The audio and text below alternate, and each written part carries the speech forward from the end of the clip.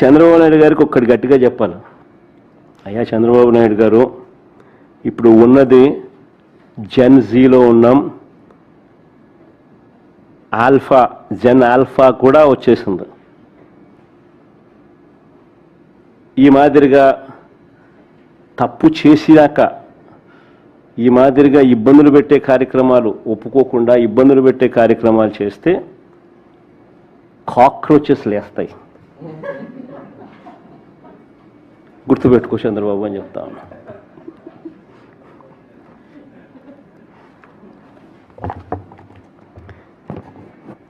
ఆంధ్ర రాష్ట్రంలో మేము కూడా కాక్రోచ్ అనుకో.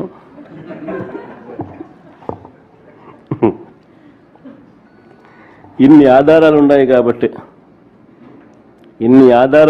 కాబట్టి సిబిఐ దర్యాప్తును అడుగుతా ఉన్నాం.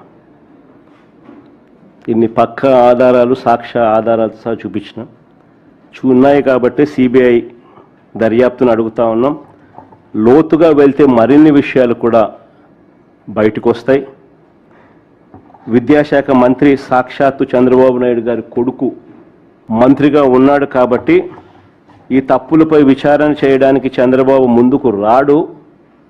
సరికదా ఎదురుదాడి చేస్తూ తప్పించుకునే ప్రయత్నం చేస్తాడు. కాబట్టి ఖచ్చితంగా సిబిఐ ఎంక్వైరీ కావాలి, వేయాలి.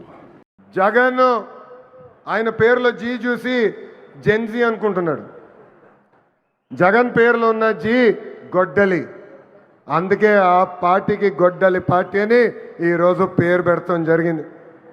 జగన్కి సిసిడి జబ్బు ఉందండి.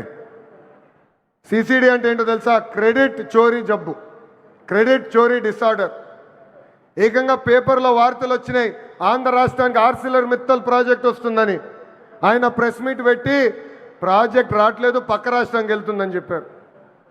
గౌరవ ముఖ్యమంత్రి గారు, ఉప ముఖ్యమంత్రి గారు ఆ ప్రాజెక్ట్కి శంకుస్థాపన వేస్తే లేదు నేనే ఆ ప్రాజెక్ట్ని తీసుకొచ్చానని ప్రెస్ మీట్లో చెప్పే పరిస్థితి మనందరం చూసాం. ఇంతేకాదు, ప్రపంచం మొత్తం తిరిగి పెద్ద ఎత్తున గూగుల్ని మన రాష్ట్రానికి తీసుకొస్తే వాళ్ళు అడ్డుపడ్డారు, కోర్టులో కేసేశారు. కానీ ఇప్పుడు ప్రెస్ ముందరికి వచ్చి మా వల్లనే గూగుల్ ప్రాజెక్ట్ వచ్చిందని చెప్పుకునే పరిస్థితి. ఇంకా కొన్ని సంవత్సరాలు పోతే ఆగస్ట్ 15 నాడు భారతదేశానికి స్వాతంత్రం తీసుకొచ్చింది మా తాత అని చెప్పుకునే పరిస్థితికి సిసిడి జగన్ వస్తారు.